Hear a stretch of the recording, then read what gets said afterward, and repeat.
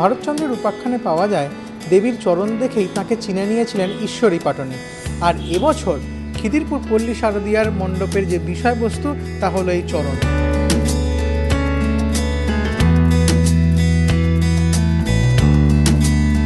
এখানে চরণটাকে আমি একটু অন্যভাবে ইউজ করছি। চরণ মাত্রেই যে পায়ে রিয়েলিস্টিক পাটা করতে হবে তার কোনো মানে নয়।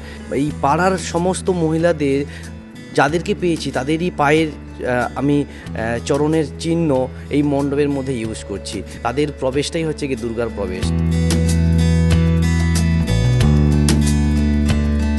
মন্দিরে গেলে যে আমরা মায়ের পা ছুঁয়ে আশীর্বাদ নিই, সেই অনুভূতিটা এখানে পাবে। এখানে মণ্ডপে ঢুকলেই পায়ের সেই চিহ্ন পা মনে হবে যেন দেবী এখানে এসে প্রথম তার পা চরণ স্পর্শ করেছে।